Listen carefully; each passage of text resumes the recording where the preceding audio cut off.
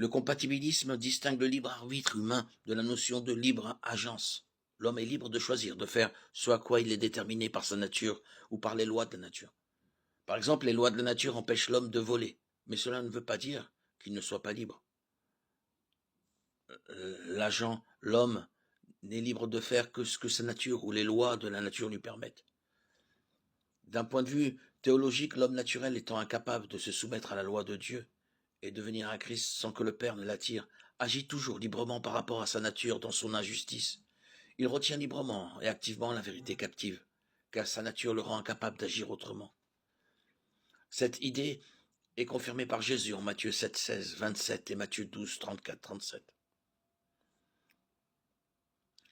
Après avoir défini la distinction entre libre arbitre et libre agence, le compatibilisme aborde la nature de la libre agence humaine par rapport à la proposition théologique appelée déterminisme ou à la vérité biblique de l'omniscience de Dieu. La question principale ici est comment l'homme peut-il être tenu pour responsable de ses actes s'il est certain de les commettre, c'est-à-dire que l'avenir ne peut changer et n'aurait pas pu agir autrement. Beaucoup de passages bibliques abordent le sujet. L'histoire de Joseph et de ses frères. Le premier est l'histoire de Joseph et de ses frères dans Genèse 37, qui le détestaient parce que leur père, Jacob, l'aimait plus que ses autres fils.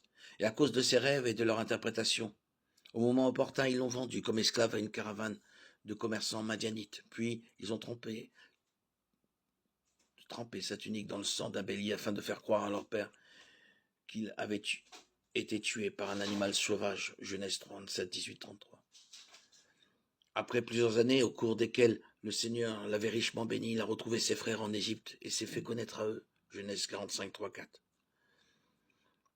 Leur échange correspond bien au sujet. Ce n'est donc pas vous qui m'avez envoyé ici, c'est Dieu. Il m'a établi père du Pharaon, seigneur de toute sa maison et gouverneur de toute l'Égypte. Genèse 45, 8.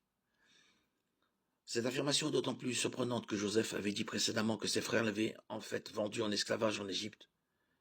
Quelques chapitres plus tard, on découvre la notion de compatibilisme. Vous aviez projeté de me faire du mal. Dieu l'a changé en bien pour accomplir ce qui arrive aujourd'hui, pour sauver la vie à un peuple nombreux. Genèse 50, 20. La Genèse nous raconte que ce sont les frères de Joseph qui l'ont vendu, mais Joseph dit clairement que c'est Dieu qui l'a envoyé ici. Ceux qui rejettent le compatibilisme diraient que ce verset montre tout simplement que Dieu s'est servi des actes des frères de Joseph et les a changés en bien. Mais ce n'est pas ce que dit le texte. Genèse 45-50 révèle que les frères de Joseph l'ont envoyé en Égypte. Dieu l'a envoyé en Égypte. Les intentions de ses frères étaient mauvaises, mais Dieu avait de bonnes intentions. La question est donc, qui a envoyé Joseph en Égypte? La réponse surprenante est que ce sont à la fois ses frères et Dieu. L'action a été entreprise simultanément par deux entités, les frères et Dieu. Le deuxième passage qui appuie le compatibilisme est Ésaïe 10, un avertissement prophétique adressé au peuple de Dieu.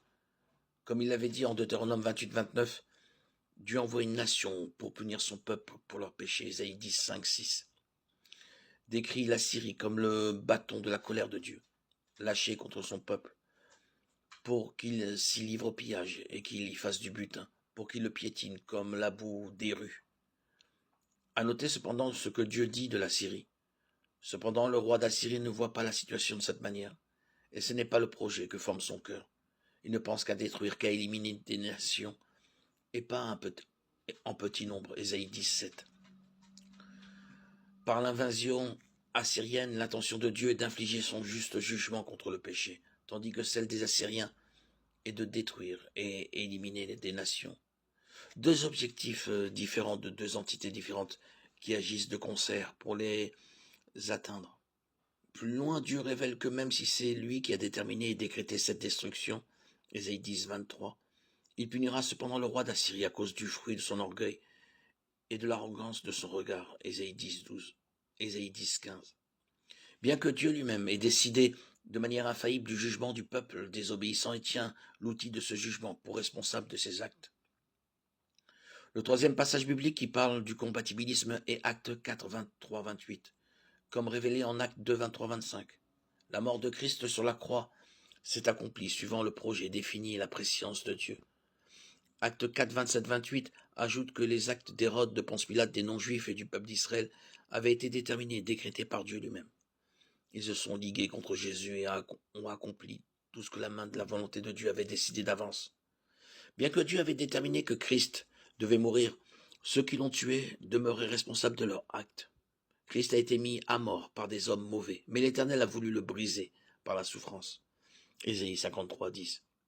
Encore une fois, la réponse à la question qui a mis Jésus à mort est Dieu et les hommes mauvais, deux desseins accomplis par deux entités en une seule action. D'autres passages bibliques appuient également le compatibilisme.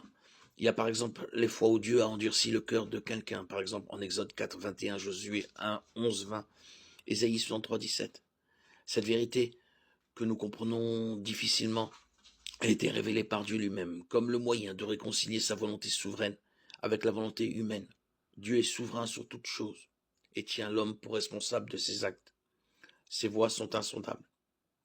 Et nous devons nous confier en lui de tout notre cœur et ne pas nous appuyer sur notre sagesse. Proverbe 3, 5, 6.